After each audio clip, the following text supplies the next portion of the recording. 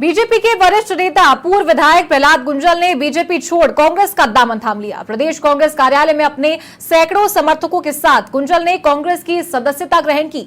इस दौरान समाचार प्लस से खास बातचीत में कहा कि बीजेपी में केवल गुलामी रह गई है। मैं राजनीति में गुलामी करने नहीं आया। कोटा में बीजेपी एक व्यक्ति की कठपुतली बनकर रह गई है। गुंजल से खास बातचीत की समाचार प्लस संवाददाता दिनेश कसाना ने। आप भी सुनिए।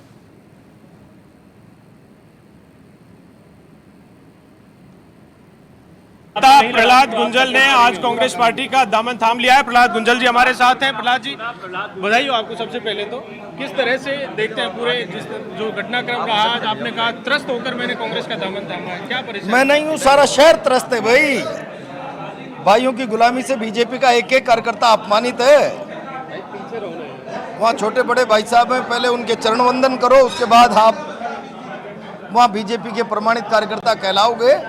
जो लोग रीति नीति सिद्धांत से प्रभावित होकर भारतीय जनता पार्टी में हैं, वो लोग हाशिए पे हैं, अपमानित हैं। मैंने अब रास्ता बना दिया है, अब वो देखो सबक सिखा देंगे लोग।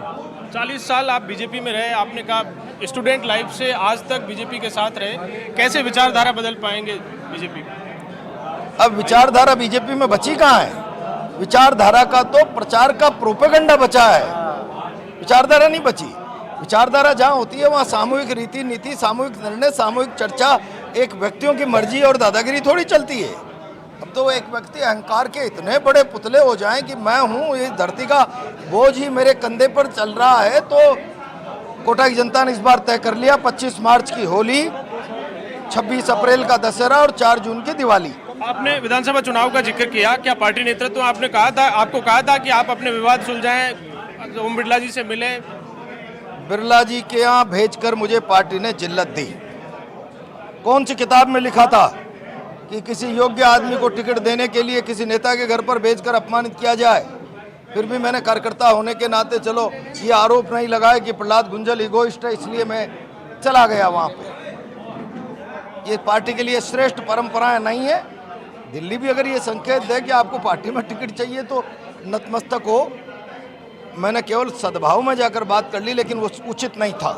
शांति धारीवाल के खिलाफ आपने चुनाव लड़ा, इस बार भी बहुत कम मार्जिन से चुनाव हारे थे, लेकिन कैसे पटरी बैठेगी आपकी, चूंकि आज वो भी ज्वाइनिंग में नहीं थे? सब बैठ जाएगी, कोई इश्यू नहीं। हर इस तरह बात हुई है उनसे? हो जाएगी, कर लेंगे बात। सीनियर नेता है, पिता की उम्र के व्यक्ति हैं, क्या फर्क पड़ता है? लोकसभा चुनाव को लेकर आपका नाम चल रहा है कि कांग्रेस पार्टी से आप कैंडिडेट लोकसभा क्षेत्र से हो सकते हैं? ये मैं कैसे कह सकता हूँ? तो कांग्रेस को तय करना है। आप डिमांड करेंगे पार्टी से?